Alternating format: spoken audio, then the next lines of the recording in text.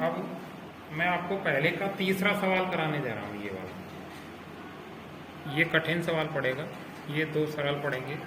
तो तीसरा सवाल लिख दिया मैंने, 2x² माइनस 6x प्लस 3 बराबर 0।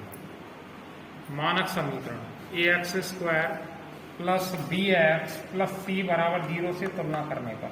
तो x² का गुणांक a है, यहाँ x² का गुणांक 2 है, तो इस कारण a बराबर 2 हो जाएगा। तो a का मान 2 छांट लिया।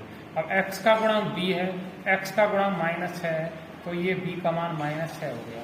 और c अचर पद है, तो अचर पद का मान 3 है, तो c बराबर 3। इस प्रकार ये तीनों छांटने हैं, यानी ये a का मान है, बीच वाली b की मान है और तीसरी वाली c की मान। छांटने के बाद तब आपको ये सूत्र लगाना है d बराबर b² माइनस 4ac।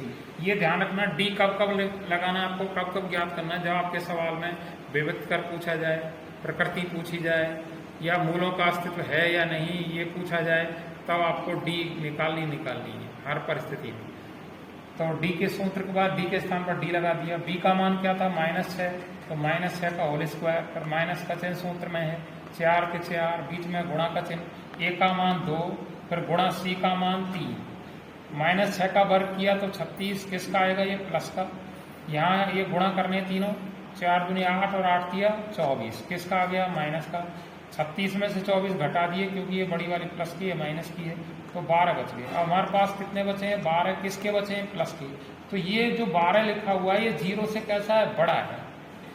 तो यहाँ लिख दिया मैंने, यहाँ d ग्रेटर देन 0 है, अर्थात d का मान 0 से बड़ा है। और जब 0 से बड़ा है तो मूलों की प्रकृति कैसी होगी, वास्तविक भिन्न। और जब भिन्न प्रकृति है तो मूल भी भिन्न आते हैं, ध्यान रखना। तथा मूलों का अस्तित्व भी है, क्योंकि उसने ये पूछा है तो आपको लिख कर आना है। अब द्विघाती सूत्र से अपन मूल ज्ञात कर देंगे।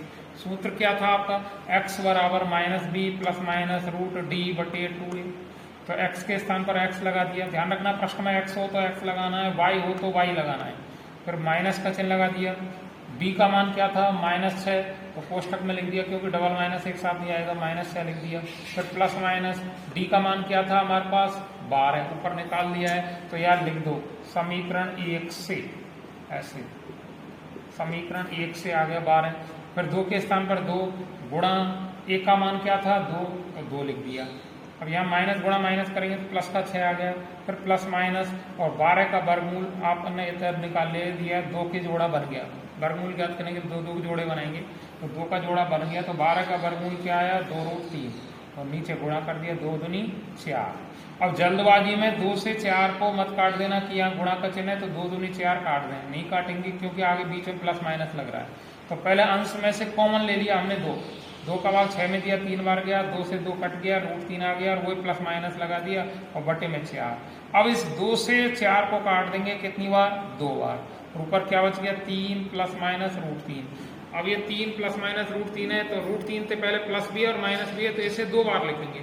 या x बराबर 3 प्लस √3/2, फिर x बराबर 3 और माइनस √3/2। तो ये इस प्रकार इस दोनों सवाल के मूल ज्ञात हो गए। तो ये होमवर्क के लिए आपको इसी सवाल के या इसी प्रश्न के आपको पहले और दूसरे सवाल घर से करके लेकर आने। ठीक।